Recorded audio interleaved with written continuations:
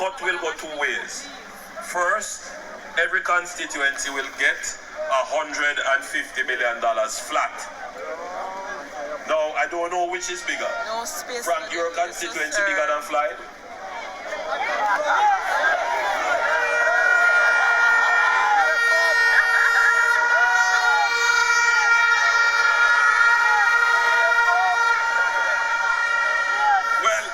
Well, I don't know. The two of them can argue over it. However, it's not the size of the constituency that matters. It's the length of the roads in it. So, depending on how many miles of roads are in the constituency, you will get an additional amount for every mile of road you have relative to the overall miles of road in the country. So if Frank have 5% of the roads of Jamaica, he will get 5% more of the entire $40 billion.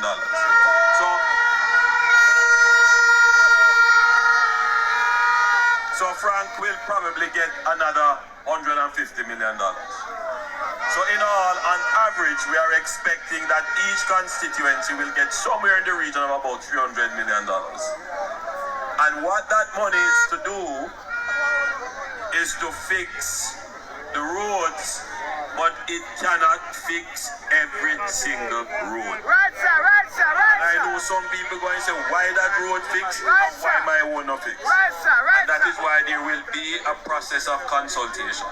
All the MPs and councillors must sit with the stakeholders in every constituency. And if you as a citizen, you want to attend, you are free to attend and have your voice heard about your road. This process of you playing a part in determining how allocations are made is important for our democracy. Now, we cannot go and pave a road knowing that there is no water pipe on the road.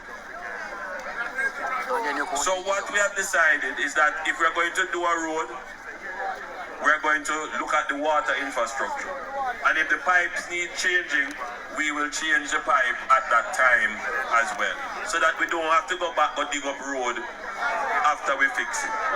So effectively, the Spark program is not only going to deal with road, it is also going to scope in the water infrastructure as well.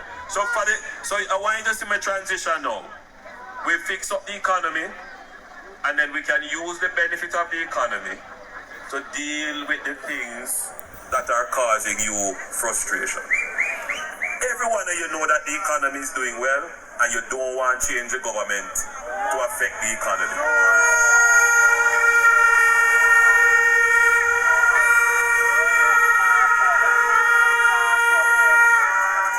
But some people hear the grumbling and they believe the noise in the market, but them don't have the political sense. Don't watch the grumbling in the market. Watch the sales.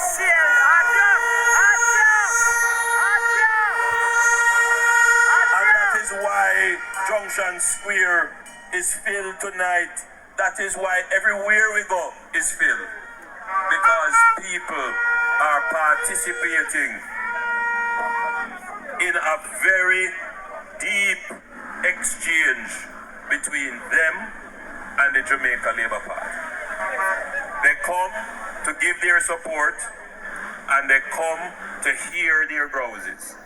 Normally, you know, when we conduct political meeting, man up on platform and wax lyrically, and you sit down in the crowd and look so. If you follow our meetings, people actually ask questions. People actually come up to me and say, look, this is what we want. This is the problem. It is fundamental. Even though they come and complain, afterwards they hug me up and say, we love you. It is a change in how we have conducted our politics. A profound change. Because people don't complain to people who they believe can't improve or change the problem that they have.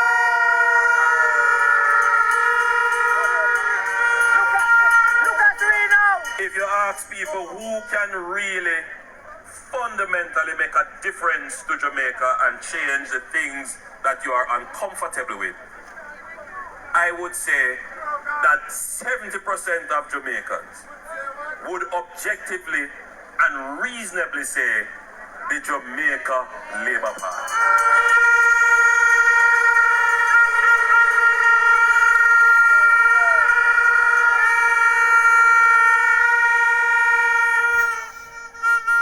And all you have to do to be objective is just to look at what we have done. That's all you have to do. Just look at what we have done. And we are doing some big things, not just little things. We have a program to improve what we call rural townships, like Junction. The example, yes, sir, which you will see in another year's time, is what we are doing in Morant Bay. How many of you have gone to Morant Bay? You have been to Morant Bay in a little while. We are building an entirely new town, purpose built,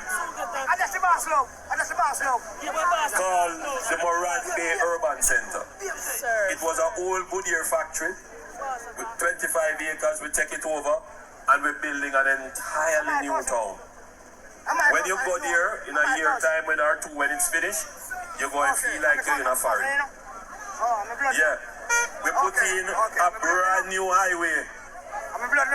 When you drive on it, it feels like you're in a foreign. But it's not just Morant Bay alone that needs that. Linstead, when last you passed through Linstead, Santa Cruz, Black River, right here so in Junction. So these towns represent the heartbeat of the communities around it. It has its own energy, but the facilities do not support the comfort, convenience and efficiency of its use. So for example, I know you have a challenge if it rains here. You need proper drainage. No, I never say it, you say it. And lady in the crowd say you need a tax office. Me not coming and...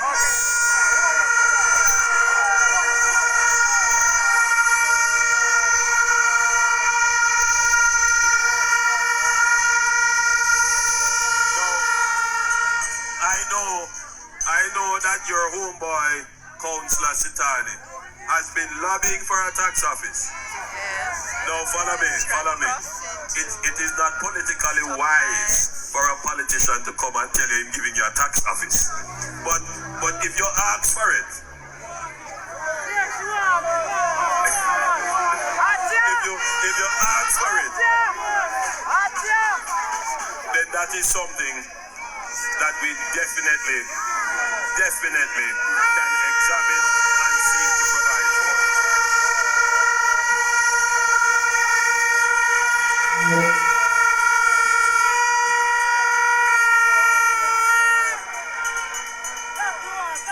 So we're going to take a serious look at this town. We have already figured out that drainage is an investment that needs to be made here. Under the Spark program, setting up the roads and drains through the town is something that I'm going to urge your MP and councillor to get funded through it. Now, I hear somebody say stoplight. I don't know the traffic situation. Yes. But I do know that in all of these towns, there is a problem with public transportation and the space provided for taxis. So, again, under the Spark program, there is a consideration and provision to establish proper let-off and pick-up points and possibly even to establish proper taxi parking areas. So those issues will be addressed for this town. This is not promise. right? This is something that is a program already in train.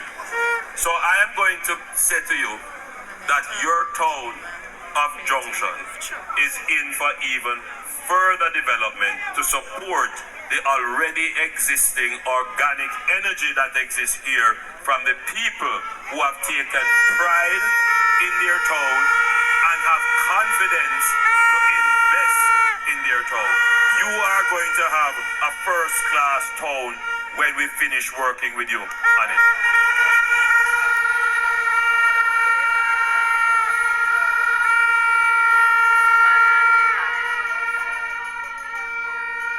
Now, you know we do the road from Maypen to Williamsfield. Boy, it's a beautiful piece of road. Beautiful piece of road. It makes your life much easier in connecting to Kingston. Suppose I tell you that plans are already being laid now to do the bypass to Spur Tree.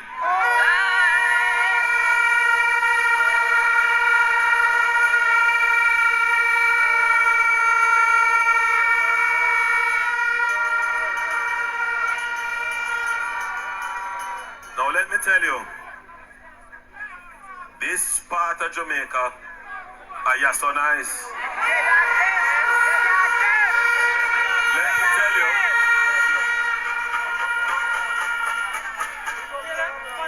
the potential that is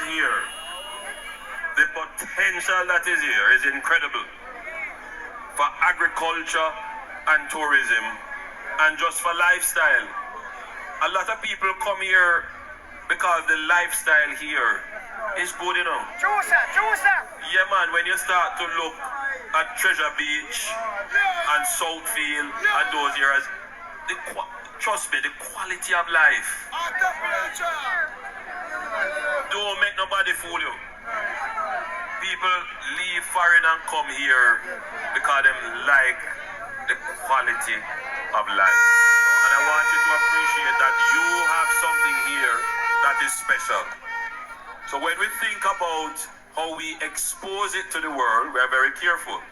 Because a highway can change the nature of a community. And we don't want to change the nature of this community. So when we are designing the road, we design with these things in mind. So we want to carry traffic here, but we don't want your road to become a place where criminals will try to come in or all kind of undesirables will go. No. You still want to maintain and preserve the mystery of the area.